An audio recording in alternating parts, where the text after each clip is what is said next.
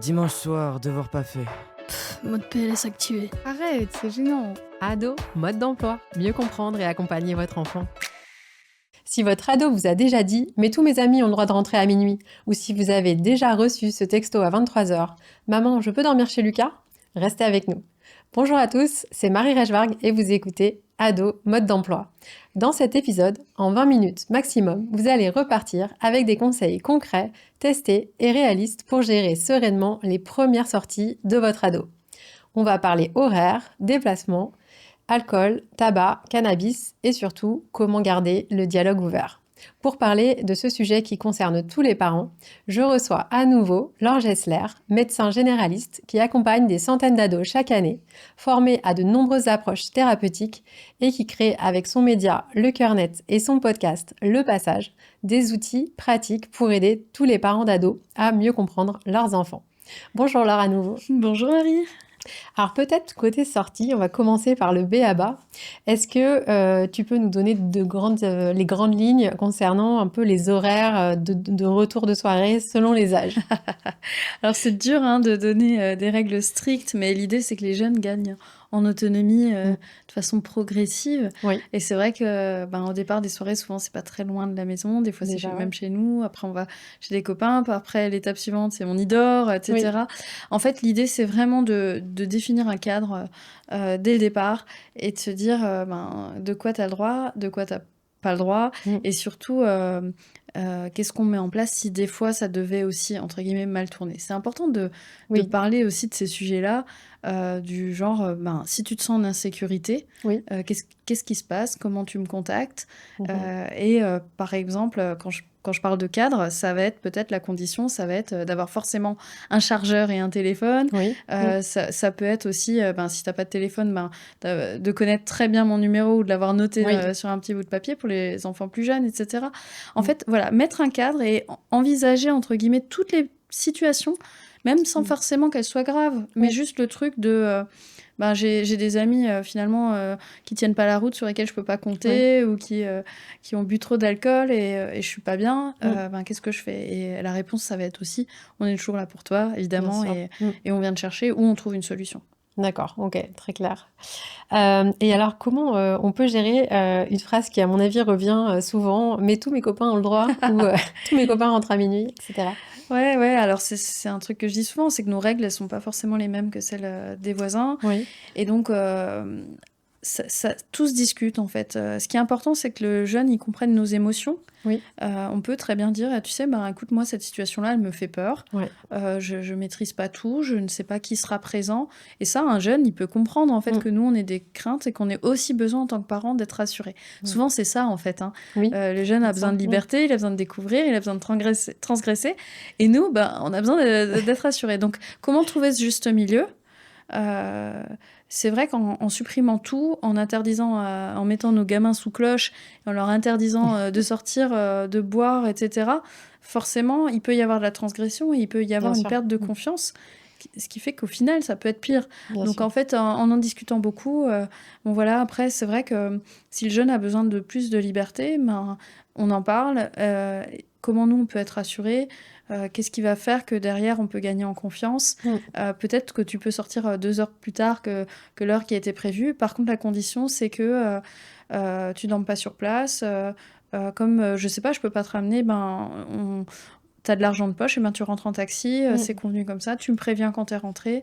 En fait, tout ça, c'est des petites choses à mettre en place. Alors, évidemment, il y a certains parents qui sont beaucoup plus souples, qui vont, entre guillemets, faire plus confiance, même si j'aime pas ce terme-là. Mais nous, nos émotions, elles sont aussi importantes. Si c'est pour être hyper tendu chez nous parce que notre enfant est ailleurs et qu'on n'est pas bien, ça va pas non plus. Oui, et puis tu disais, le fait que tu disais ça dans un autre épisode qu'on a enregistré ensemble, que le fait d'avoir un cadre qui est stable, ok, c'est perçu comme une contrainte parfois par l'ado, mais en réalité, c'est aussi ce qui le rassure. Bien sûr. Et donc, en fait, il faut peut-être être un peu... entre guillemets, sûr de soi dans ce cadre qu'on pose, y compris s'il est challengé parce que son meilleur copain, ses parents font différemment, quoi. Oui, tout à fait. Il faut être convaincu des décisions qu'on prend, c'est pour leur sécurité. Et encore une fois, tout se discute. Ouais. Est-ce que tu vas emmener un sac de couchage pour rester sur place si tu peux pas revenir? Est-ce que par exemple, tu conduis déjà une voiture, est-ce que tu as un alcotest avec toi? En fait, ces questions-là, il faut les poser pour que le jeune, ça vienne à lui et que ça soit naturel, en fait. Ouais. Et on peut aussi parler d'expérience de ce qu'on a vécu, nous, ados. Moi, je sais que j'ai eu une situation assez dramatique dans le village dans lequel j'ai grandi, avec des jeunes qui ont pris le volant, il y a eu un gros accident. Comme ça arrive finalement très fréquemment, on sait aussi que, par exemple, l'alcool, c'est une des principales causes de violence, ce genre de choses. Tout ça, c'est des faits. C'est des faits divers qui sont malheureux, mais il faut pas minimiser. On sait que ça existe, mais aussi, il peut y avoir de très belles soirées. Un jeune peut aussi avoir une super jeunesse, s'éclater, voir ses potes, etc. Mais en maîtrisant ce degré, on va dire, d'autonomie et de confiance qu'il nous doit aussi. Voilà, parce que quand je disais il y a un contrat, c'est aussi le jeune, il doit nous faire un des retours et c'est normal. Il faut que cette confiance, elle soit dans les deux sens. Tout à fait. Si on se focus sur les déplacements, alors tu parlais de ton exemple qui était dans un village. Évidemment, selon où on habite, ça va être des moyens de transport potentiellement très différents. Comment on s'assure un peu que notre enfant soit en sécurité, ce qui est quand même la préoccupation numéro 1, tu en parlais. Ouais, et puis c'est une des raisons pour lesquelles souvent les parents donnent des portables à leurs jeunes, c'est pour pouvoir être appelés. Il y a aussi la géolocalisation. Il y a des parents qui utilisent les AirTags, même si en réalité ça n'enlève pas forcément les problématiques qu'il peut y avoir, mais au moins ça rassure sur le fait d'où se trouve le jeune. Je pense qu'en fait, déjà on peut commencer à la préadolescence en faisant les trajets avec notre jeune, en lui disant, par exemple, là, il y a une boutique, si t'es pas bien, tu rentres dans une boutique. Enfin, en fait, c'est des petites choses, encore une fois, pratico-pratiques. Si on n'est pas serein, on vient les récupérer et on fait les démarches. Mais encore une fois, les jeunes, ils ont besoin aussi de gagner en responsabilité.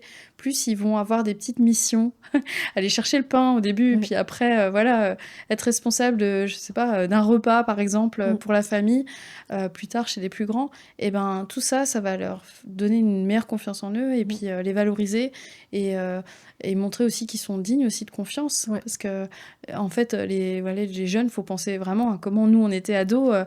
Certes, on a peut-être envie un peu de transgresser, de découvrir, mais en réalité, on n'a pas forcément envie que ça tourne mal et c'est pas le but en soi, tu vois.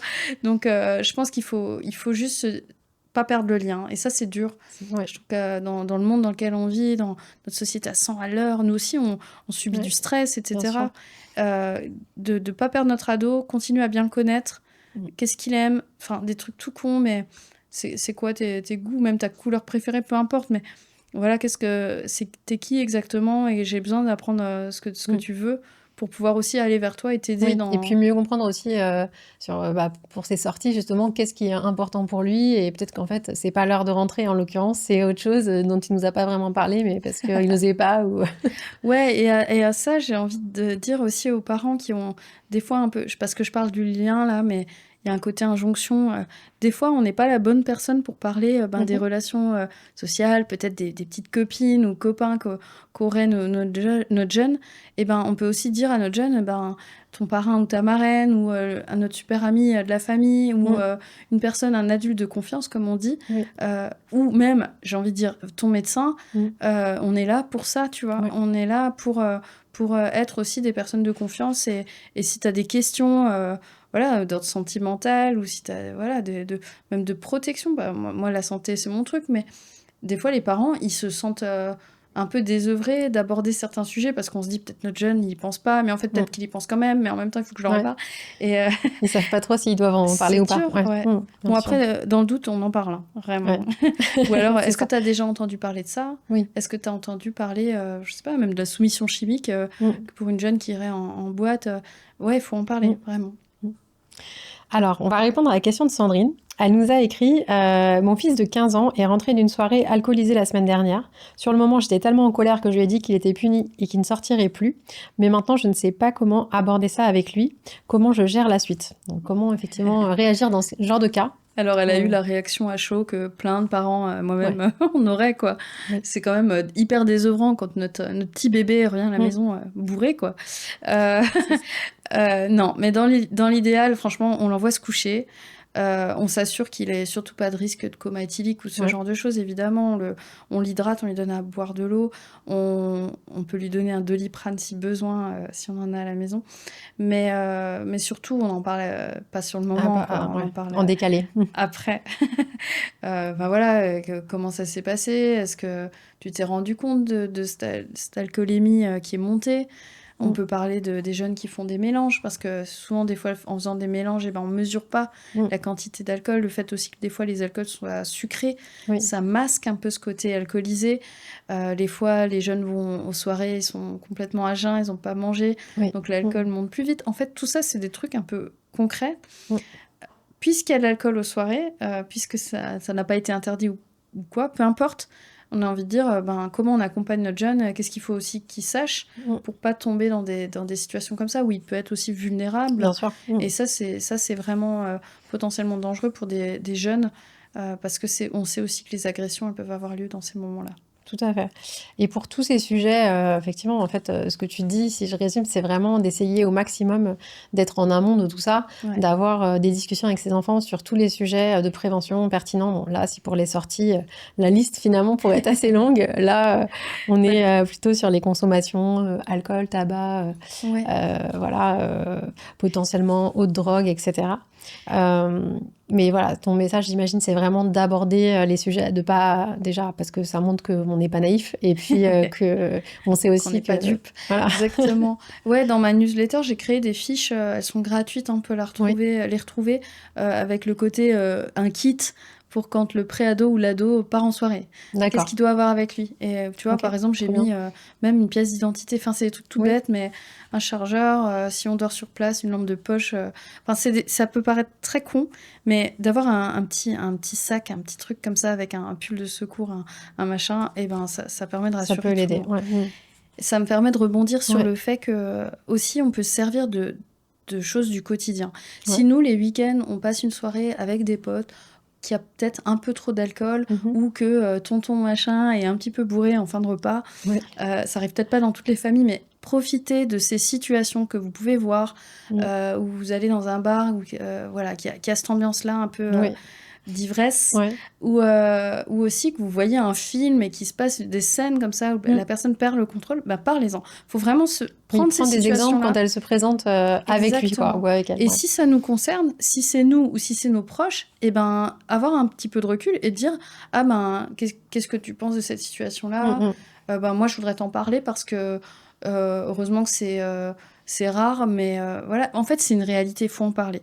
Aujourd'hui, l'alcool en France, c'est quelque chose, c'est assez tabou. Le fait de trop boire ou d'être alcoolique, typiquement, on n'en parle pas, c'est complètement tabou, c'est très minimisé, c'est très culturel. Donc, il faut aussi dire... c'est hyper répandu. Alors, peut-être on peut juste dire, tu vois, cette situation-là... c'est pas normal, c'est pas du tout ce qu'on est censé faire. Au moins on en parle et voilà. Est-ce que ça t'a mis mal à l'aise aussi, peut-être parler de ces choses-là?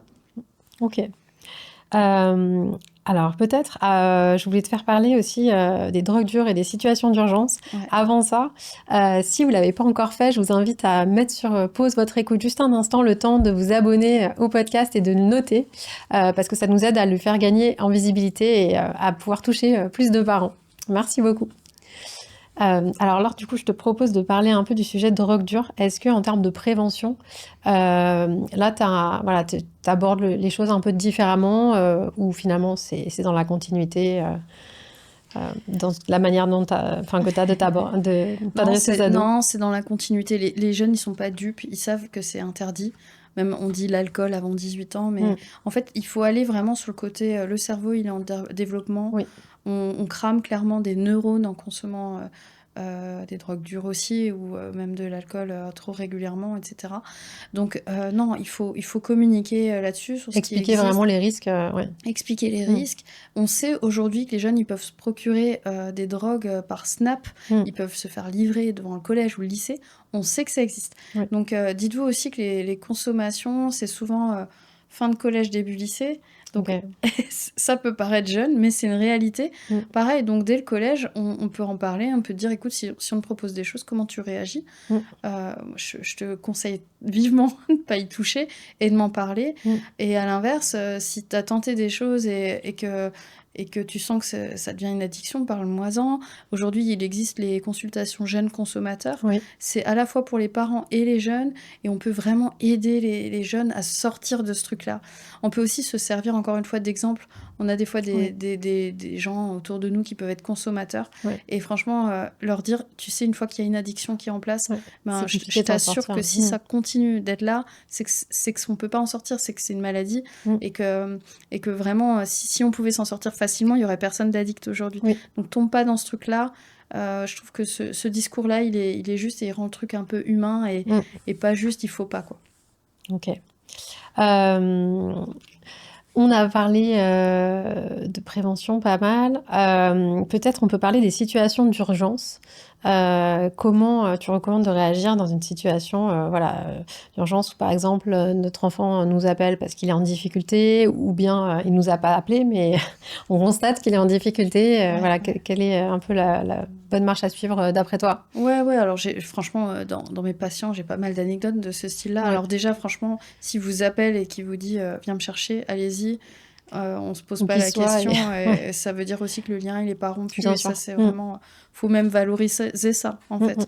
Faut dire, même si la situation elle est catastrophique, faut dire... Tu m'as appelé, je te remercie, maintenant je te sors d'affaires.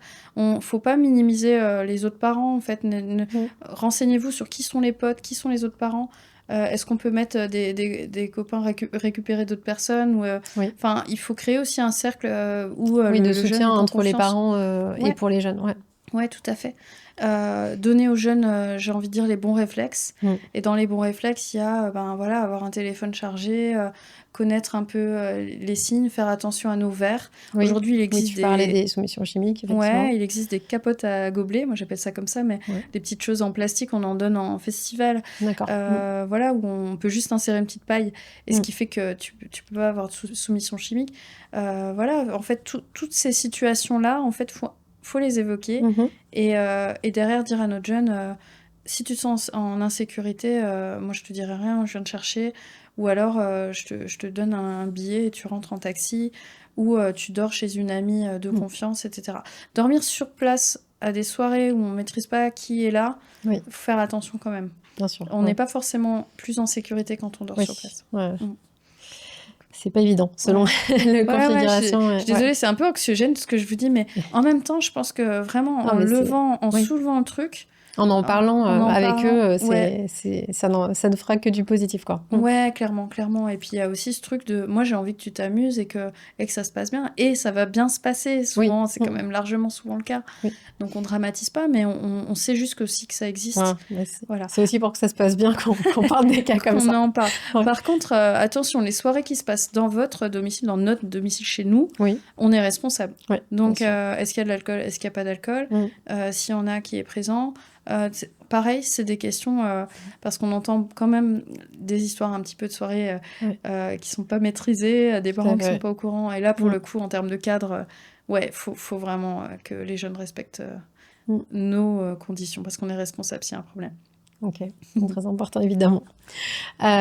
Tu parlais du fait que, évidemment, maintenir le dialogue, maintenir le lien, c'est finalement le plus important sur ce sujet, comme plein de sujets d'ailleurs qu'on aborde ensemble dans les épisodes en lien avec la santé en particulier. Comment on fait justement, parce que pour le sujet des sorties, évidemment, ça évolue dans le temps, c'est pas une conversation qui va adresser l'ensemble des sujets, et puis les autorisations qu'on donne vont être amenées à bouger. Comment on fait pour garder le lien, garder la discussion ouverte et s'assurer qu'en fait notre enfant va nous donner les informations un peu dont on a besoin pour justement pouvoir l'aider, quoi. Comment on peut être rassuré? Ben oui, c'est ça, c'est un la question. Sujet. Mais ce lien, il se tisse en fait. Il n'y a pas de méthode miracle. Il y a surtout avoir vraiment beaucoup d'intérêt pour notre jeune, prendre des temps précieux avec eux. Les temps précieux, des fois je rigole, mais ça va être aller promener le chien à deux, puis faire un petit tour de vélo. C'est pas forcément long, mais c'est profiter de ces moments-là où il n'y a pas forcément de distraction, pas forcément d'autres oreilles. Oui. Et puis peut-être aussi se confier, montrer qu'on n'est pas non plus parfait, qu'on apprend à être parent et on fait de notre mieux. Notre rôle, ça va être ça, en fait. C'est qu'ils s'élèvent dans tous les sens du terme, qu'ils grandissent et qu'on est là. Voilà. Ça, c'est pour moi ce soutien infaillible. Et ben, tant qu'ils sont un petit peu ingrats, mais qu'ils savent qu'on est là, on est bon, quoi. Ouais.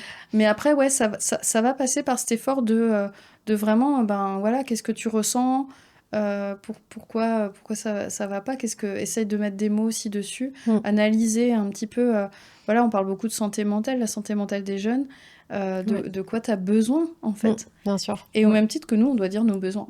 Tout à fait. Donc, on sait les dire. Mais demander à nos jeunes, voilà, de quoi tu as besoin, souvent, c'est, j'ai besoin de plus de liberté, j'ai besoin que tu me lâches un peu la grappe. Et peut-être de l'entendre, et ben, ça va être comment on peut construire ensemble. Oui, tout à fait. Mais écoute, merci beaucoup pour tous tes conseils. On va rester là-dessus. Ça va donner plein de repères pour cet épisode qui est diffusé juste en début d'été, ce moment propice particulièrement, je suppose, aux soirées et aux sorties. Donc merci. Merci à tous de nous avoir écoutés pour cet épisode. N'hésitez pas à le partager. Et puis, comme d'habitude, n'hésitez pas à m'envoyer vos questions à podcast@academia.fr. C'est comme ça qu'on peut créer de nouveaux épisodes. Je vous remercie et je vous dis à très bientôt sur Ado Mode d'Emploi.